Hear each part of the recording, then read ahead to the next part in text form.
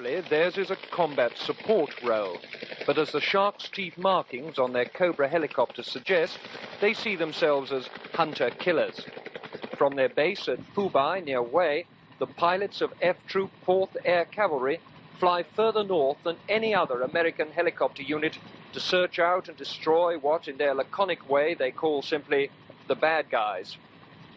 And the bad guys shoot back.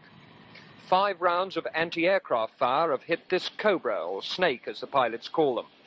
1 shell has exploded inside the tail section, damaging the transmission system. It could easily have put the tail rotor out of action, leaving the helicopter to revolve helplessly beneath its own main rotor till it crashed out of control. Relief at returning safely from a mission shows itself in a sort of boastful hilarity, accounts of what they did to the North Vietnamese and the near misses they've had themselves. They don't have much time to talk. I would scramble. Especially when I'm watching those black puffs come up and I look over and she's changing magazine. Oh, The ground crews are already rearming the helicopters with missiles and ammunition belts.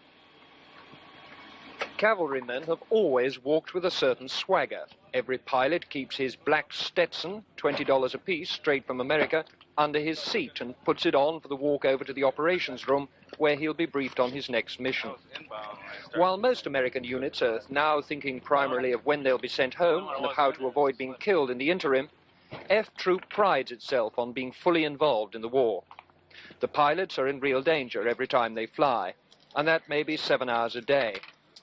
Since the troop arrived here on April the 1st, 8 crews have been shot down, though all but 2 of them have been rescued. When they're briefly on the ground, the game the pilots play is risk. The counters on the board are armies, and the aim of each player, military victory and world domination.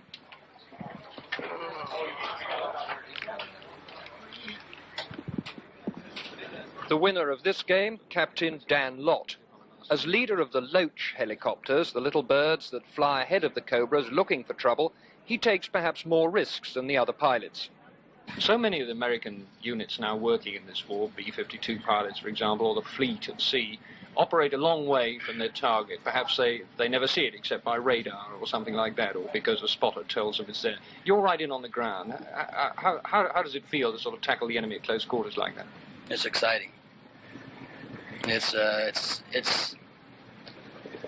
something that you've trained to do for an extended period of time, and you find that when you do it, initially going out on a mission, of course, you feel the same fear that anybody else feels when they realize that you might go out and get hit. It's sometimes said that your unit is the only one that's still enjoying this war. I wouldn't say enjoying it. I'll say perhaps participating. Some people enjoy it, some don't. Some just go out and do it as a job. It's a daily grind. What is it to you? I enjoy it.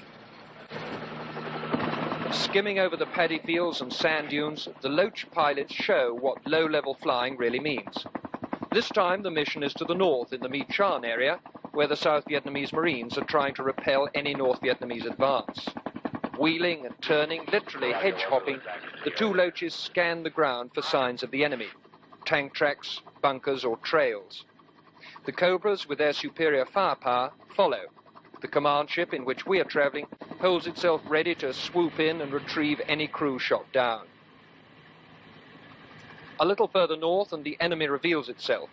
Innocent-looking puffs of smoke in the sky mean anti-aircraft fire. They've drawn fire from a little village about 2.5 miles in from the seashore and just into Quang Tri province across the My Chan River. The Loaches have drawn the fire and now the Cobras are going in. But it seems that the North Vietnamese have got a 37mm anti-aircraft gun, firing airbursts, shrapnel exploding in the air, extremely dangerous with these very vulnerable helicopters.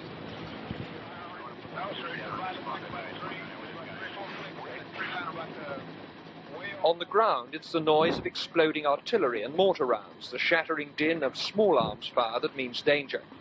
Up here, where the noise of the rotors drowns almost everything else out, it's the sharp pitch of the pilots' voices on the radio that tells you you're in action.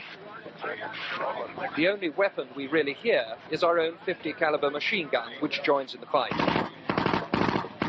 The North Vietnamese anti-aircraft gun has apparently been silenced. Now the Cobras fire flechette rockets at what look like camouflaged troop positions. The red smoke marks the moment when the rocket releases its steel darts, which stabilize in the air as they fly towards the target. Out at sea, just off the coast, the 7th Fleet fires 150 rounds into the target the air cavalry has identified. Their armament expended, the helicopters head back to refuel and rearm. Richard Lindley, News at 10, South Vietnam.